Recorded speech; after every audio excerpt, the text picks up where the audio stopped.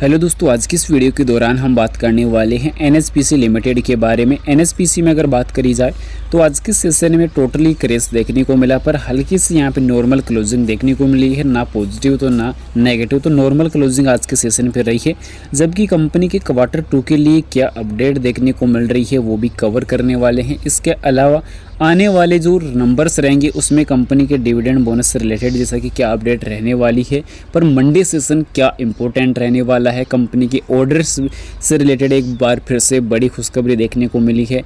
और कंपनी के लिए एक्सपर्ट की जो राय है वो काफ़ी महत्वपूर्ण निकल के आई है, क्योंकि अभी के टाइम दिवाली तक का जो टारगेट है वो काफ़ी अहम यहाँ पे देखने को नज़र आ रहा है। तो इन सब चीज़ों को डिस्कस करने वाले हैं, पर बता दूँ बाय सेल के लिए कोई भी रिकमेंडेशन सजेशन नहीं रहेगी, जानकारी ओनली एजुकेशनल पर्पज़ के लिए रहेगी। सबसे पहले प्राइस को लेकर बात कर ली जाए तो 87 रुपये पे आज से क्लोजिंग देखने को मिली है।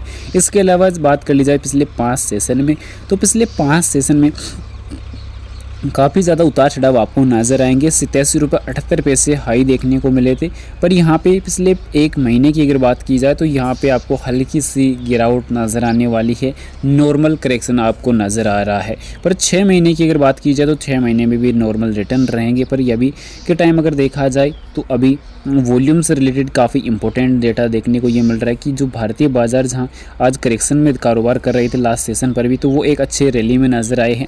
इसके अलावा यहाँ पे वॉल्यूम 3 करोड़ की देखने को नज़र आई है, जिसके ट्रेड वैल्यू अगर देखी जाए तो 263 करोड़ और डिलीवरी 70% की रही है। यानी कि मार्केट में वापस एक बार फिर से अच्छे इन्वेस्टर लौटते हुए नज़र आ रहे हैं धीरे धीरे, क्योंकि जहाँ लगातार ट्रंप की तरफ से जो खबरें काफ़ी ज़्यादा अटपटाहट यहाँ पे महसूस कर रही थी, तो वो यहाँ पे स्टेबल होती हुई नज़र आ रही है। फॉरेक्स मार्केट यहाँ पे, क्रिप्टो मार्केट यहाँ पे स्टेबल होता हुआ नज़र आ रहा है। तो ये चीज़ें काफ़ी अहम यहाँ पे देखने को अब नज़र आना स्टार्ट हो चुकी है।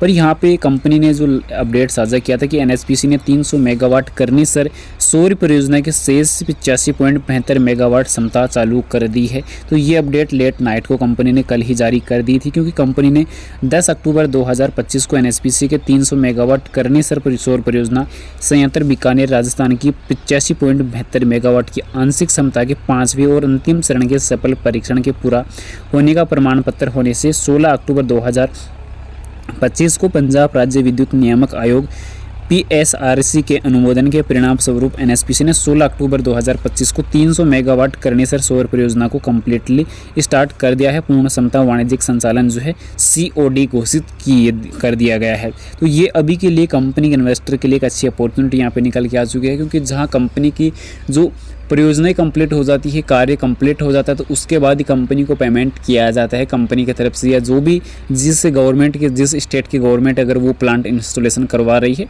तो उसका जो पेमेंट है वो टोटल इंस्टॉलेशन के बाद ही दिया जाता है। तो अब कंपनी को इस परियोजना का पूरा जो पेमेंट है वो ऑलरेडी मिल चुका हो जाएगा।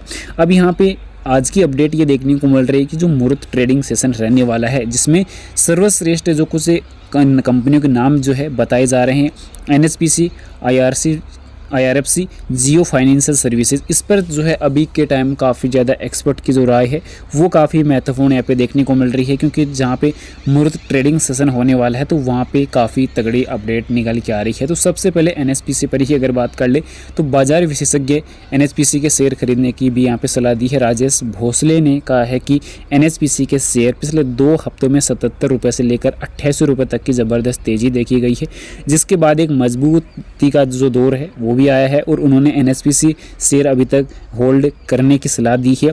ट्रेडिंग के नज़रिए से बाजार विशेषज्ञ ने 105 रुपये का संभावित लक्ष्य मूल्य तय किया है। तो ये अभी सब चीज़ें ओनली एजुकेशनल पर्पज़ के लिए रहेगी। इसके अलावा यहाँ पे जो बता दूं कि फिलहाल स्टॉक एक्सचेंज एनएससी और बीएसई मंगलवार 21 अक्टूबर को विशेष मुहूर्त ट्रेडिंग सत्र आयोजित करेगी। यह ट्रेडिंग सत्र दोपहर 1:45 से 2:45 के बीच आयोजित की जाएगी। तो ये टाइम भी आप यहाँ पे नोट कर सकते हैं। इसके अलावा आईआरएफसी पर अगर बात कर ले तो आईआरएफसी पर भी अभी के टाइम ट्रेडिंग के नज़रिए से मार्केट एक्सपर्ट ने इसका लक्ष्य 740 यहाँ पे रखा। सॉरी, आईआरसीटीसी के ऊपर यहाँ पे जो है ये टारगेट वगैरह रखा गया है। इसके अलावा अगर हम बात करें जियो फाइनेंशियल सर्विसेज को लेकर, तो जियो फाइनेंशियल सर्विसेज के ऊपर उन्होंने बताया कि जियो फाइनेंशियल सर्विसेज नए व्यवसायों में प्रवेश कर रही है और इसकी बैलेंस शीट मजबूत है। नए लॉन्च का असर आगे चलकर इसकी बैलेंस शीट पर सकारात्मक प्रभाव डालेगा और ट्रेडिंग के नज़रिए से मार्केट एक्सपर्ट ने इसका भी जो टारगेट वगैरह काफ़ी मजबूत रखा है। है 360 रुपये के आसपास। तो ये भी एक अच्छी अपडेट रहने वाली है।